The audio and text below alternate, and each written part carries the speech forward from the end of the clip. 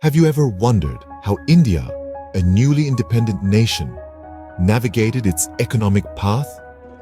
Let's dive into the journey of a country finding its financial footing in the wake of colonial rule. The economic policy that guided India through its formative years post-independence was Nehruvian Socialism. This policy was named after Jawaharlal Nehru, India's first Prime Minister, a man of vision who held a pivotal role in shaping India's economic destiny. Nehruvian Socialism, in essence, was a unique blend of socialist principles with a strong emphasis on nationalization and state-led economic growth. Caught between the ideological warfare of capitalism and communism, Nehru sought a middle ground, a third way if you will, that incorporated the strengths of both systems. This was a path that aimed to balance the scales of social justice with the necessity of economic growth. In the midst of a world divided by the Cold War ideologies, Nehru charted an independent course for India's economy. Stay tuned as we unravel the intricacies of Nehruvian socialism. Nehruvian socialism is not just a term, it's a journey of a nation towards self-sufficiency. This ideology, named after Jawaharlal Nehru, India's first Prime Minister, became the cornerstone of the country's economic policy following its independence in 1947. At the heart of Nehruvian socialism lie three key principles. Firstly, state control of the economy. Nehru believed that for India to progress, the government needed to play an active role in controlling and directing the economy. This was a marked departure from the laissez-faire economics of the colonial era, and it meant that the government became the primary player in setting economic policy, making decisions about what and how much to produce and managing resources. The second principle was an emphasis on industrialization. Nehru was convinced that India's path to prosperity lay in adopting modern technology and methods of production. He saw industrialization as a means to increase productivity, create jobs, and raise the standard of living for India's vast population. To this end, he championed the development of heavy industries and infrastructure, which became the backbone of India's economy in the decades that followed. Finally, Nehru was deeply committed to social justice and democracy. He believed that the benefits of economic growth should be shared equitably among all citizens, regardless of caste, religion, or gender.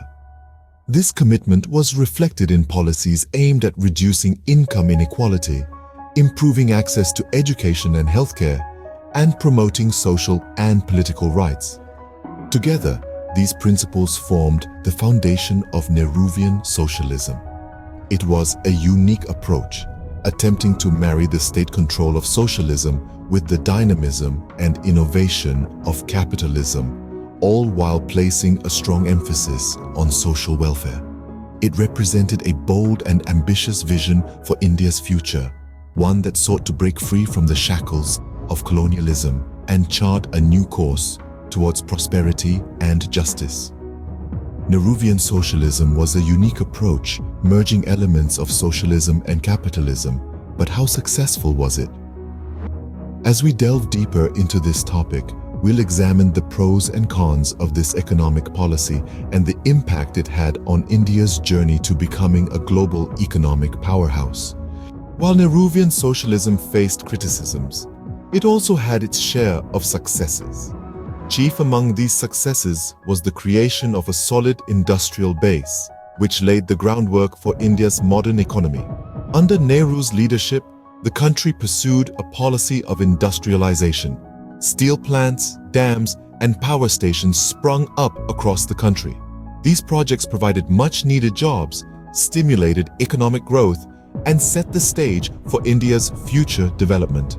Furthermore, Nehruvian socialism led to the establishment of numerous public sector units, or PSUs. These government-owned corporations played a significant role in India's economy. They provided essential services from transportation and telecommunications to banking and insurance.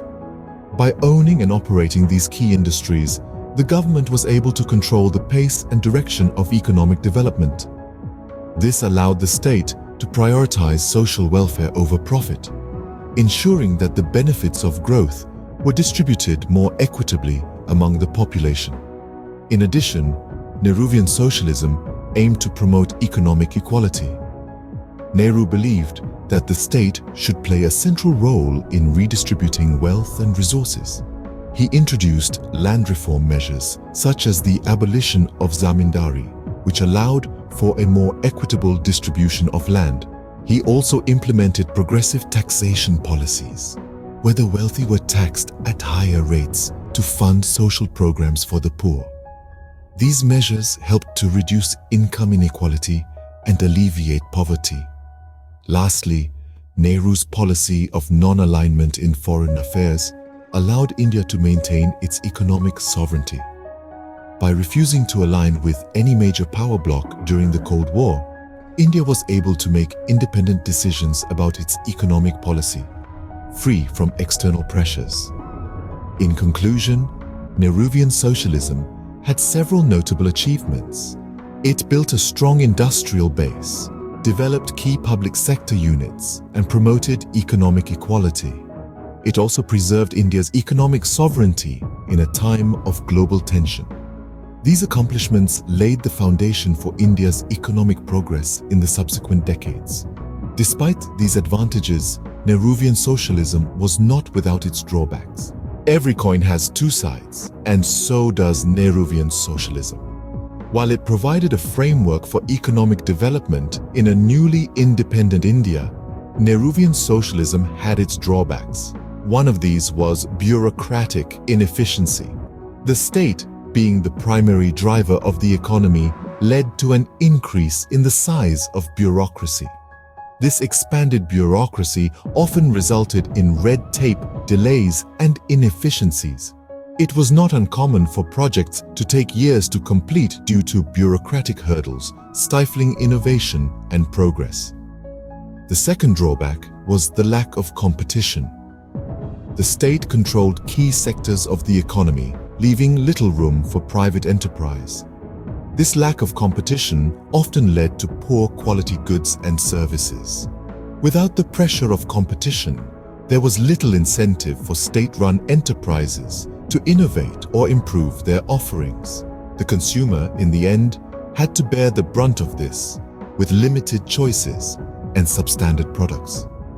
Lastly, Nehruvian socialism is often criticized for its slow economic growth. Despite the ambitious 5-year plans, India's economic growth during the first few decades after independence was modest at best. This was in stark contrast to countries like Japan and South Korea, which adopted a more market-oriented approach and saw rapid economic growth during the same period. Despite these criticisms, it's important to remember that Nehruvian socialism was a product of its time. In the aftermath of colonial rule, it sought to establish a self-reliant and inclusive economy. However, its implementation faced numerous challenges, and its shortcomings became more apparent over time. In conclusion, while Nehruvian socialism had its merits, it also had its shortcomings.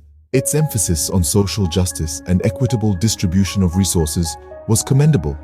However, its execution often fell short, leading to bureaucratic inefficiencies, lack of competition, and slow economic growth. Now that we have seen both sides of the coin, let's summarize. Nehruvian socialism, a unique blend of socialism and capitalism, shaped India's economy in its early years of independence.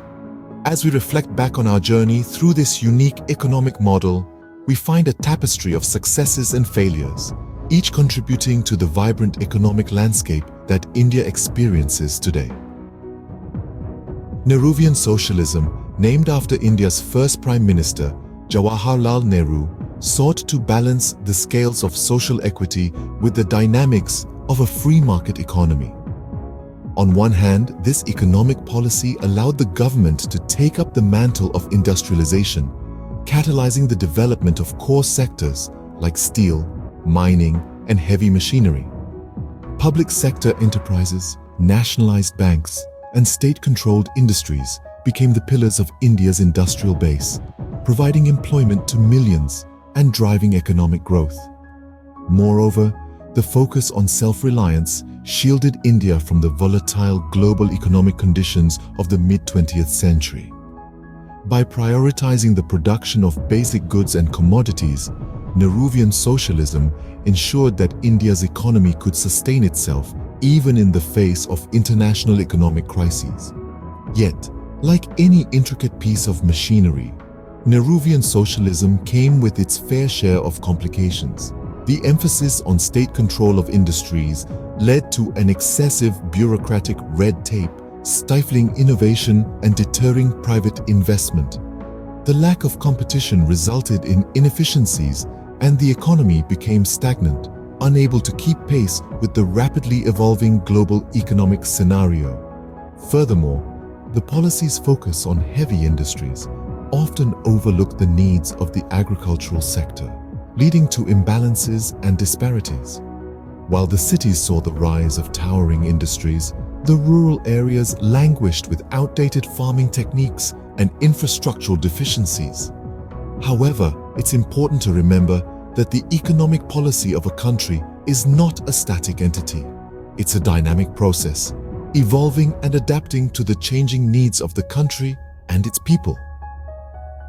Nehruvian socialism, despite its shortcomings, laid the groundwork for future economic reforms, shaping India's transition from a colonial economy to a modern, self-reliant nation. In conclusion, Nehruvian socialism, much like the man it was named after, remains a complex and layered aspect of India's economic history. Its impact, both positive and negative, reverberates through the country's economic fabric even today. It's a testament to the fact that no economic policy can be wholly good or bad.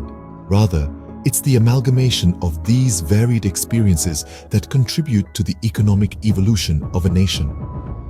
As we delve into the annals of history, we realize that Nehruvian socialism, with its merits and demerits, was instrumental in shaping the economic landscape of modern India.